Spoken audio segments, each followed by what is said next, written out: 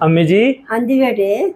ਅੰਮੀ ਜੀ, ਇੱਕ ਨਾ ਸਾਡੀ ਭੈਣ ਆ, ਉਹ ਨਾ ਤੁਹਾਡੀ ਵੀਡੀਓ ਰੋਜ਼ਾਨਾ ਦੇਖਦੀ ਆ ਤੇ ਉਹਨਾਂ ਦੇ ਔਲਾਦ ਕੋਈ ਨਹੀਂ ਹੈਗੀ। ਹਾਂਜੀ ਤੇ ਉਹਨਾਂ ਨੇ ਕਿਹਾ ਮਾਂ ਜੀ ਮੇਰੇ ਵਾਸਤੇ ਦੁਆ ਕਰੋ ਕਿ ਮੈਨੂੰ ਵੀ ਅੱਲਾਹ ਤਾਲਾ ਨੇਕ ਔਲਾਦ ਦੇਵੇ ਜੀ, ਮੇਰੀ ਗੋਦੀ 'ਚ ਵੀ ਔਲਾਦ ਖੇਲੇ। ਤੇ ਮਾਂ ਜੀ ਮੇਰੇ ਬੰਦੇ ਦਾ ਨਾਮ ਲੈ ਕੇ ਨਾ, ਮੇਰੇ ਮੀਆਂ ਦਾ ਨਾਮ ਲੈ ਕੇ, ਹਾਂਜੀ ਰਾਣਾ ਹਨਾਨ ਉਹਨਾਂ ਦਾ ਨਾਮ ਆ, ਭਾਈ ਦਾ ਨਾਮ, ਹਾਂਜੀ ਉਹਨਾਂ ਦਾ ਨਾਮ ਲੈ ਕੇ ਦੁਆ ਕਰ ਦਿਓ ਕਿ ਅੱਲਾਹ ਤਾਲਾ ਇਹਨਾਂ ਨੂੰ ਨੇਕ ਤੇ ਸਾਲੇ ਔਲਾਦ ਅਤਾ ਫਰਮਾ ਦੇਵੇ ਜੀ। ਹਾਂਜੀ ਮੈਂ ਬਹੁਤ ਦੁਆ ਕਰ ਦਿੰਦੀ ਆ, ਅੱਲਾ ਮਨਜ਼ੂਰ ਕਰਨੇ ਵਾਲਾ ਜੀ ਅੰਮੀ ਜੀ।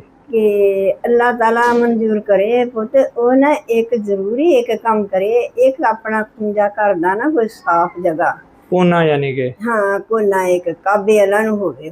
ਅੱਛਾ ਜੀ। ਕਿ ਉੱਥੇ ਨਾ ਤਕਾਫ, ਜਿੱਦਾਂ ਤਕਾਫ ਤੇ ਬੈਠੀ ਦਾ ਆ, ਜੀ ਅੰਮੀ ਜੀ। ਉੱਦਾਂ ਇੱਕ ਜਗ੍ਹਾ ਬਣਾ ਲਵੇ ਅੱਛਾ ਜੀ। ਤੇ ਉੱਥੇ ਰੋਜ਼ਾਨਾ ਵਜ਼ੂ ਕਰਕੇ ਉੱਥੇ ਨਮਾਜ਼ ਪੜ੍ਹਨੀ ਆ, ਨਫਲ ਪੜ੍ਹਨੇ ਆ, ਦਰੂਦ ਸ਼ਰੀਫ ਪੜ੍ਹਨਾ ਹੈ। ਅੱਛਾ ਜੀ। ਰੱਬੀ ਹਬਲੀ ਮਿਨ ਸਾਲਿਹੀਨ, ਰੱਬੀ ਹਬਲੀ ਮਿਨ ਸਾਲਿਹੀਨ 100 ਵਾਰ ਪੜ੍ਹਨਾ। ਇਹ ਅੰਮੀ ਜੀ ਕੁਰਾਨ ਪਾਕ ਨਮਾਜ਼ ਪੜ੍ਹਨੇ ਤੋਂ ਬਾਅਦ ਪੜ੍ਹਨੀ ਜੀ, ਰੱਬੀ ਹਬਲੀ ਮਿਨ ਸਾਲਿਹੀਨ? ਪਹਿਲਾਂ ਪੁੱਤ ਨਮਾਜ਼ ਪੜ੍ਹਨੀ ਆ। ਹਾਂਜੀ। ਨਮਾਜ਼ ਪੜ੍ਹ ਕੇ ਕੁਰਾਨ ਪਾਕ ਪੜ੍ਹਨਾ ਆ। ਜੀ ਅੰਮੀ ਜੀ। ਕੁਰਾਨ ਪਾਕ ਜਿੰਨਾ ਵੀ ਪੜ੍ਹ ਹੋਵੇ ਉਹ ਪੜ੍ਹਨਾ ਆ। ਜੀ ਅੰਮੀ ਜੀ। ਫਿਰ ਦਰੂਦ ਸ਼ਰੀਫ ਵੀ ਪੜ੍ਹਨਾ ਆ, ਇਬਰਾਹੀਮ ਦਰੂਦ ਸ਼ਰੀਫ ਜਿੰਨੀ ਵਾਰੀ ਵੀ ਪੜ੍ਹ ਹੋ ਜਾਵੇ ਤੁਹਾਨੂੰ ਖੋਲ੍ਹਵਾ, ਜਿੰਨਾ ਪੜੂਗੇ ਉਨਾ ਹੀ ਅੱਛਾ ਹੈ, ਉਨਾ ਜਲਦੀ ਕੰਮ ਹੋਊਗਾ, ਉਨਾ ਜਲਦੀ ਅੱਲਾਹ ਤੁਹਾਡੀਆਂ ਫਰਿਆਦਾਂ ਸੁਣੂਗਾ। ਜੀ ਅੰਮੀ ਜੀ। ਫਿਰ ਬਾਅਦ ਵਿੱਚ ਦੁਆ ਮੰਗ ਕੇ ਫਿਰ ਇਹ ਆਪ ਵੀ ਹੱਥ ਚੱਕ ਕੇ ਇਸ ਤਰੀਕੇ ਦੇ ਨਾਲ ਕਿ ਜਾਵਾਰੀ ਤਾਲਾ ਮੇਰੀ ਵੀ ਫਰਿਆਦ ਸੁਣ, ਰੱਬੀ ਹਬਲੀ ਮਿਨ ਸਾਲਿਹੀਨ,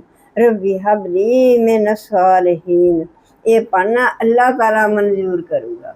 ਤੇ ਪੁੱਤ ਜਿਸ ਵੇਲੇ ਅੱਲਾਹ ਤਾਲਾ ਬੱਚਾ ਅਤਾ ਕਰੇ, ਜੀ ਅੰਮੀ ਜੀ, ਤੇ ਉਸ ਜਗ੍ਹਾ ਦੀ ਬੇਅਦਬੀ ਨਹੀਂ ਕਰਨੀ। ਉਸ ਜਗ੍ਹਾ ਤੇ ਪਹਿਲੇ ਵੀ ਉੱਥੇ ਜੁੱਤੀ ਨਹੀਂ ਲਿਜਾਣੀ। ਜੀ ਅੰਮੀ ਜੀ। ਉੱਥੇ ਸਿਰਫ ਇਸ ਤਰੀਕੇ ਨਾਲ ਬਣਾਉਣੀ ਕਿ ਘਰ ਦੇ ਵਿੱਚ ਇੱਕ ਨਕਸ਼ਾ, ਜਿੱਦਾਂ ਮਸਜਿਦ, ਮਤਲਬ ਜਿੱਦਾਂ ਮਸਜਿਦ, ਜਿੱਦਾਂ ਤਕਾਫ ਤੇ ਬੈਠੀ ਦਾ ਜਿੱਦਾਂ ਮਸਜਿਦ ਹੁੰਦੀ ਆ, ਉੱਥੇ ਜਾ ਕੇ ਕੁਰਾਨ ਪਾਕ ਪੜ੍ਹਨਾ। ਪੁੱਤ ਹੋ ਸਕੇ ਅਲਫਲਾਮ ਤੇ ਲਾ ਕੇ ਬਨਾਸ ਤੇ 2 ਮਹੀਨਿਆਂ 'ਚ ਪੜ੍ਹ ਹੋ ਜਾਵੇ, 3 ਮਹੀਨਿਆਂ 'ਚ ਪੜ੍ਹ ਹੋ ਜਾਵੇ। ਕੁਰਾਨ ਪਾਕ ਪੜ੍ਹਨਾ, ਨਮਾਜ਼ ਪੜ੍ਹਨੀ ਆ। ਇਨਸ਼ਾ ਅੱਲਾਹ ਤਾਲਾ ਤੁਹਾਨੂੰ ਬਹੁਤ ਹੀ ਰੁਤਬੇ ਵਾਲਾ ਬੱਚਾ ਅਤਾ ਕਰੂਗਾ। ਜਿਸ ਵੇਲੇ ਬੱਚਾ ਅੱਲਾਹ ਤਾਲਾ ਅਤਾ ਕਰੇ ਸਾਡੀ, ਤੁਸੀਂ ਨਾ ਜਿਲੇ 2 ਮਹੀਨਿਆਂ ਦਾ ਬੱਚਾ ਹੋ ਜਾਵੇ, ਉਸੇ ਜਗ੍ਹਾ ਤੇ ਬੈਠ ਕੇ ਤਾਂ ਆਪਣੇ ਬੱਚੇ ਨੂੰ ਝੋਲੀ 'ਚ ਪਾ ਕੇ ਤੇ ਦਰੂਦ ਸ਼ਰੀਫ ਪੜ੍ਹਨਾ, ਆਪਣੇ ਬੱਚੇ ਦੇ ਉੱਤੇ ਫੂਕ ਮਾਰਨੀ ਆ। ਕੁਰਾਨ ਪਾਕ ਛੱਡਣਾ ਕੋਈ ਨਹੀਂ ਗਾ। ਜੀ ਅੰਮੀ ਜੀ। ਕੁਰਾਨ ਪਾਕ ਪੜ੍ਹਨਾ, ਰੋਜ਼ਾਨਾ ਪੜ੍ਹਨਾ, ਨਮਾਜ਼ ਵੀ ਪੜ੍ਹਨੀ ਆ। ਇਨਸ਼ਾ ਅੱਲਾਹ ਤਾਲਾ ਅੱਲਾਹ ਜ਼ਰੂਰ